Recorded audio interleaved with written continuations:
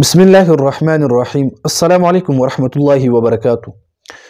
انتہائی واجب الاحترام حضرات، یقینا بعض خبرې داسې وي چې کله هم په یو انسان کې یو ګناه وي، یو انسان په یو غلطي کې مبتلا وي او بل یو کس نشاندهي وکړي چې دا خبره یو عام خبره وکړي، د یو چا نوم هم وانخلي، د یو چا ذکر هم ونه کړي، یو چا ته کنایتن اشاره هم ونه کړي، خو لیکن کله چې هم یو انسان عمومي یو خبره کوي او په چا کې ګناه وي، هغه کس ته ښکاري چې دا خبره دې ماته کوي. دغه شان دي بعض مولیان او نامنهاد مفتیان او نامنهاد شیخان او پیران یا دغه شان دي څومره خلک چې دي هغه نن سبا چې کله هم جلسو ته ځي، نو چې کله جلسو ته ځي هغه دغه غریبانانو نه دومره پیسې اخلي چې دا سراسر په دین اسلام او په شریعت او په عرف کې بالکل ناجایز او حرام دي. د دې بنیادی وجه څه ده چې یو مدرس په یو مدرسه کې پوره یو میاشت هغه درس کوي او دغه درس نه پس هغه غریب ته 15,000 او 6,000 روپۍ میلاویږي، او چې کله آخرنۍ سالانه دستربندي کیږي یا د ختم القرآن پروګرام کیږي او یو مولا ته بیان ته راغواړي، یو مفتی ته بیان ته وغواړي، یو طالب ته بیان ته وغواړي، یو شیخ ته بیان ته وغواړي، او بیا دغه شیخ دغه مفتی دغه طالب دغه عالم دغه هر څوک چې دی دوی چې کله د ډیمانډ کوي چې ماله به 30,000 روپۍ راکړي، 40,000 روپۍ راکړي، 50,000 روپۍ راکړي، او ته چې کله ورته 10,000 روپۍ ورکړي هغه د سره لانجه کوي چې نه دا خو ډېر زیات کمې دي، دومره پیسو باندې خو دا زمونږ شرم دی. بهرحال داسې خبرې کول د دې دا ضمیر هم دی نه ملامته کوي چې ظالمه ته خو د الله رضا دپاره راغلی دي، خلکو ته قرآن او حدیث ښایي. اوس ته چې کله دیونه د 30,000 د 15,000 د 20,000 روپۍ مطالبه کوي، نو ته دا سوچ نه کوي چې دلته دا غریب پوره یو میاشت درس کوي، درس نه پس هغه مسلسل پوره 10 ورځې هغه ځان ستړي کړي په یخني او په ګرمي کې، سحر وختي هغه راځي، ماسخوتن ناوخته پورې هغه ناست طالبانو ته درس وایي، هغې 4-5,000 روپۍ تنخواه ده او ته دلته راځي او 15-20,000 روپۍ اخلي. ستا ضمیر هم تا نه ملامته کوي، ستا په دغه خېټه کې د جهنم اور لاړ شي چې ته د خلکو دغه چندې پیسې په جبرن او په زور او په خفګان باندې حصولوي. خو دلته دا هم یاد ولرئ چې چرته هم د یو انسان بیان ته لاړ شي، هلته د بیان پیسې واخلي، مطلقاً د بیان پیسو ته مونږ ناجایز او حرام نه وایو. مثال په تور باندې یو کس مې راوغوښتله، هغه زما په جلسه کې شرکت وکړله، دومره خو ماته هم پکار ده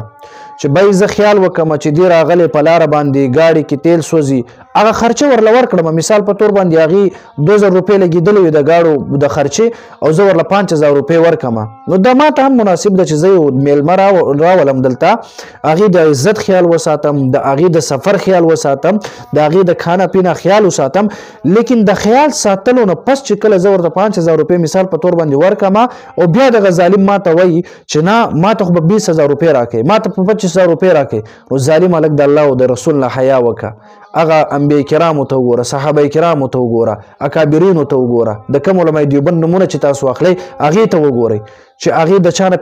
پیسو ډیمانډ کړی دومره. البته اوس که یو انسان بیان کوي پیسې اخلي، یو حده پورې گنجایش دا صحیح وي، خو دومره زیاتې پیسې او نن سبا د پیران خو د الله رب العالمین غرق و پرق کړي، دا خو ډېر ظالمان دي که نه، دا کم په ځان باندې بس ټول په مدرسه کې یو ټکي سبق به یې نه ویلې، د مدرسه کې د ټولو نالایق طالب به وي، هغه به د فیسبوک باندې به ځان سره لیکلی وي پیر او تعویض. هغه پیران نه یادوم کم چې د تصوف فیلډ سره تعلق ساتي، کم چې اولیاء کرام وي، هغه هرګز مراد نه دی زما، بلکې هغه پیران یادوم کم چې دغه تعویضګر یعنی عاملان پیران چې کوم دی، د جادوګران ظالمانان دغه یادوم. دوی هم بس سبقونو ټکې نه ویلې او نه چرته په مدرسه کې په قرآن او په حدیث نه خبر شوي، بس ځان سره به چې بیکاره شي، چې غریب شي، چې د پردو پیسو باندې ډاکه اچولو کوشش کوي، نو دوی بغیر د علمه به ځان نه پیران جوړ کړي او خلکو ته به تعویضونه لیکي. هغې چې هم یو جلسې ته ځي یا یو چاته خواته میلمه تور باندې ځي یا چرته په چکر باندې وځي او څوک ورته وایي راشه زموږ کور ته چکر ولګو، دا ظالم ورته ته به ماله 50,000 روپۍ به راکړې، 20,000 روپۍ به راکړې، ځکه چې زه خو پیر یم، زه ستا کور ته راشم، دلته ستا په کور په حصار کې به بند کړم او داسې قصې به. ظالم بچه ته چې د خلکو پیسې په داسې طریقې سره لوټاوهي او د خلکو نه داسې طریقې سره پیسې اخلي نو په ځان باندې تعویضونه وکړه کنه کم چې د مال او دولت راتلو والا کم وظایف چې د بل چاته خی خو ځان دپاره وکړه کنه. خو ټولو مسلمانانو ته وایم چې دا ټول غلطي زمونږ د طالبانو دی زمونږ د مولیانو دی. مونږ داسې مولیان او طالبان مونږ ته نه ده پکار چې خپل جلسو ته راوغواړو چې هغه اخلاص هم پکې نه وي او زما او ستا په پیسو باندې دوکه خپل دین خدمت نه بلکې دکانداري کوي. داسې خلک د خپل مجالسو ته مه غواړئ. ته مولای تا پوره کال د طالبانو ته درس وویله په کار خدا ده چې ته یو میلمه راولې صحیح د هغه میلمه قدر او احترام به د طالبانو په زړه کې خو په کار دی چې د طالب تربیت داسې وکړه چې تا نه علاوه د بل چا مقام او مرتبه د دې ضرورت هم نه وي. ځان نه داسې یو شخصیت جوړ کړئ. ته بیان نشي کولی ټول کال ته درس ورته ښودلی شو نو بیان ولې نشي کولی.